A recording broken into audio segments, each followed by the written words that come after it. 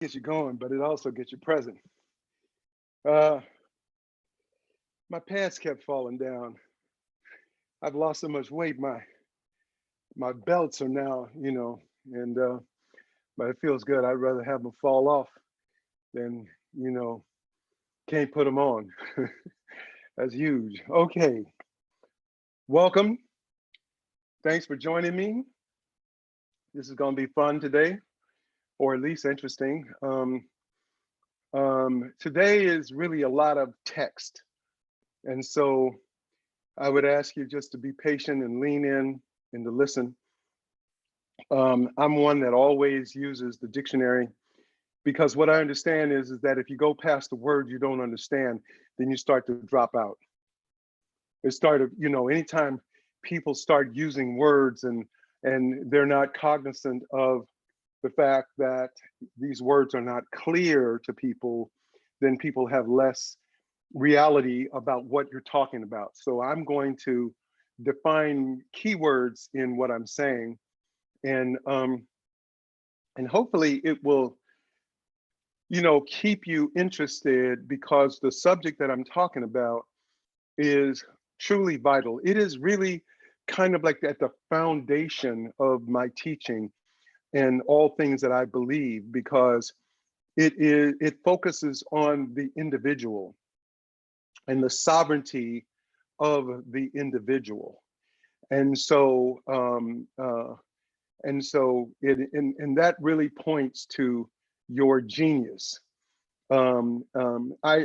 This particular essay is something that I have drawn the concept of my teaching and the foundation of my teaching out of this, along with other things, but this one holds true for me to the nth degree. And I want to share it with you because I want you to honor your own individualism and be able to honor your perception, your instincts, you know, your ability to see and perceive things so that you can make the decisions in your life that is most true for you.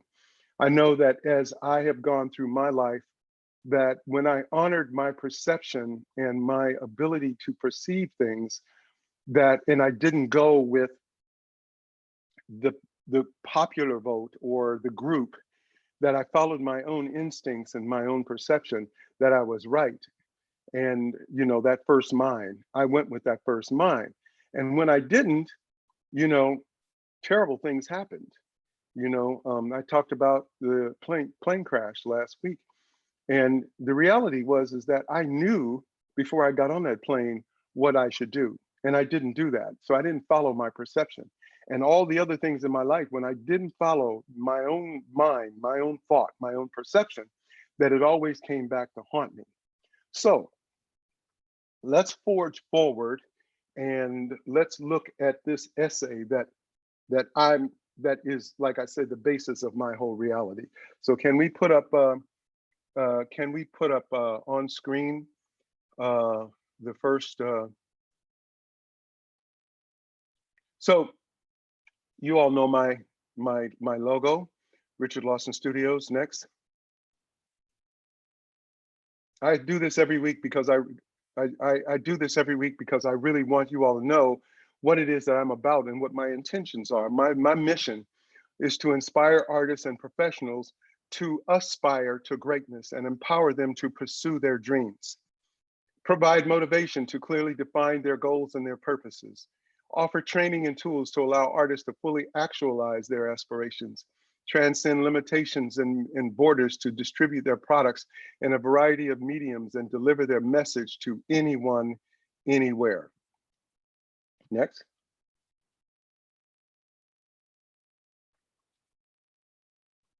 So the question is, do you honor your genius? This is the essay.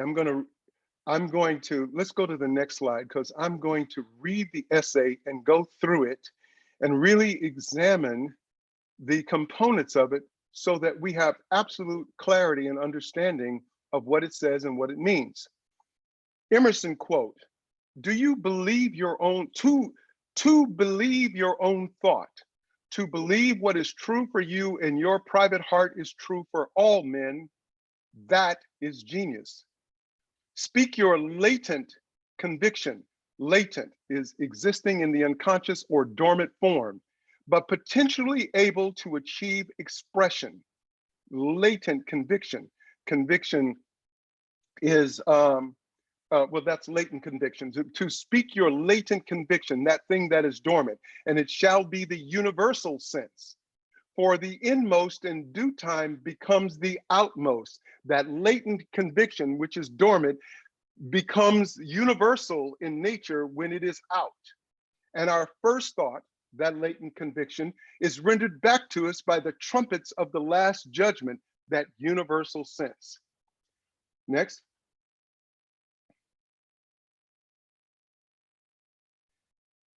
Familiar as the voice of the mind is to each, the highest merit we ascribe, merit is claim or respect and praise, the excellence, the worth. So the highest merit we ascribe or we give credit to or assign it to Moses, Plato, and Milton. Moses was a Hebrew prophet. Plato was a Greek philosopher, the English poet Milton. So the highest merit we ascribe to Moses, Plato, and Milton is that they, Moses, Plato, and Milton, set at not books and traditions and spoke not what men, other men, but what they thought. So they ignored everybody else's point of view and they went with their own thoughts. Next.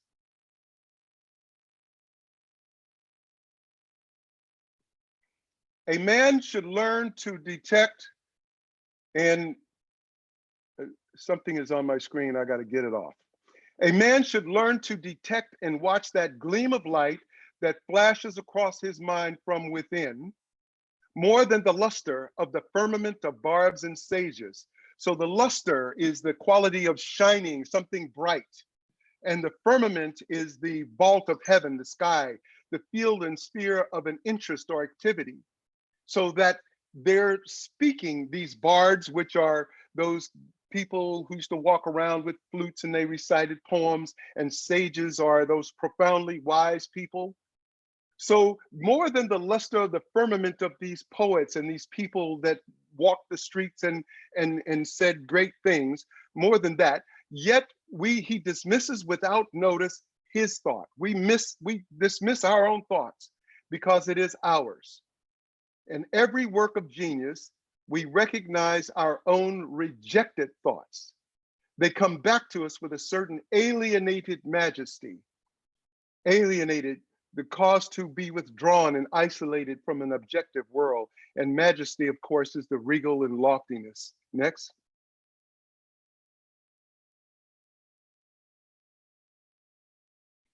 Great works of art have no more affecting lesson for us than this.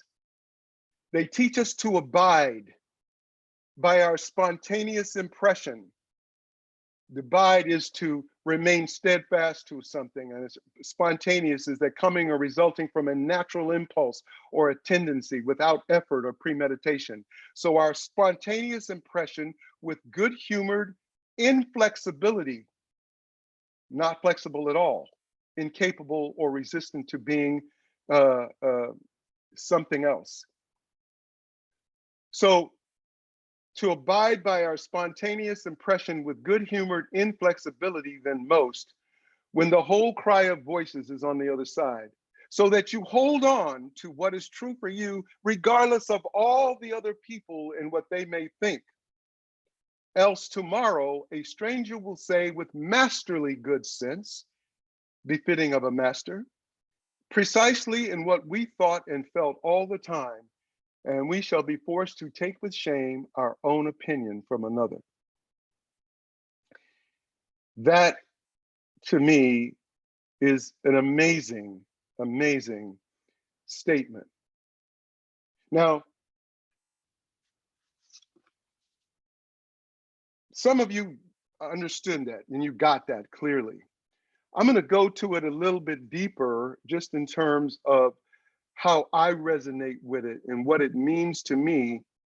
That's his essay. Now, this is what it means to me and how I reverberate and respond to this. See, self-reliance, what he's talking about is the importance and sovereignty of the individual. Uh, to believe your own thought, to believe what is true for you in your private heart is true for all men, that is genius. The observation, this observation stands at the heart of transcendental thought. Transcendental means above and beyond, um, greater than, and is the basis of Ralph Waldo Emerson, period. For there is nothing more important and more essential than the original self, the original, that which you were before other people put their stuff in. Convinced that knowledge emanates from intuition, Emerson believes that the power of this unconscious mind supersedes reasoning, logic, all those things that society tries to put on you.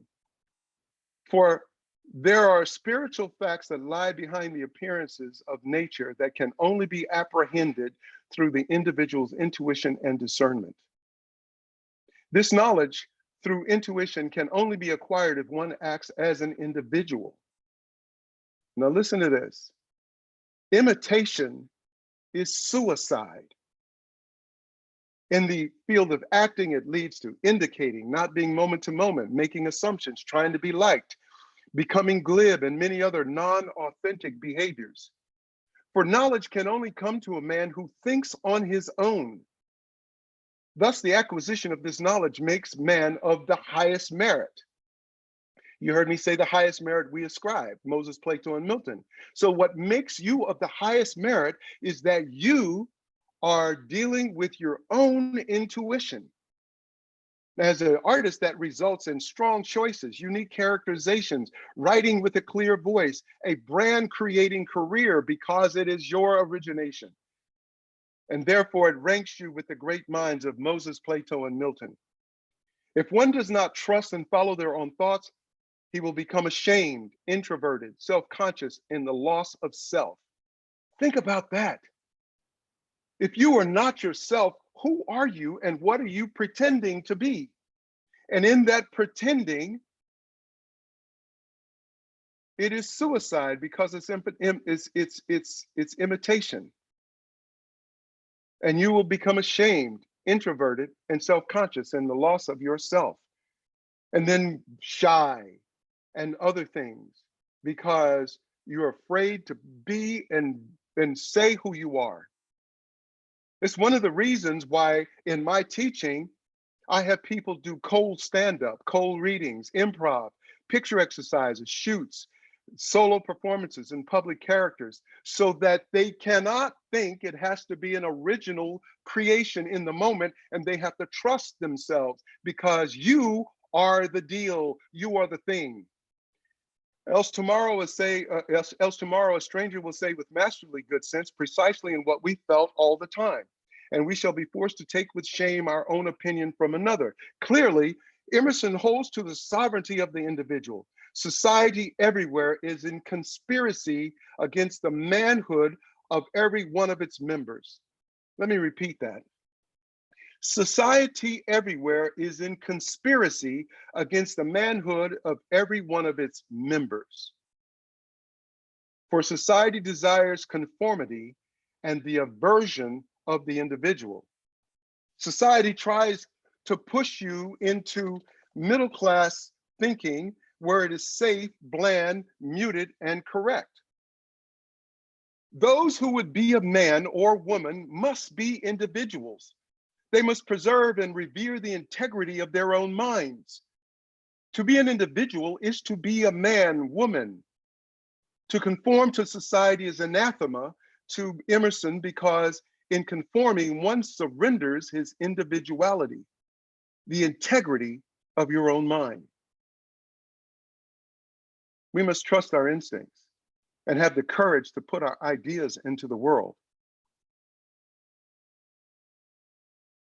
His central point, Emerson's, is that we should not ignore those inner whispers which may be barely audible under the din of outside influences and self-doubt.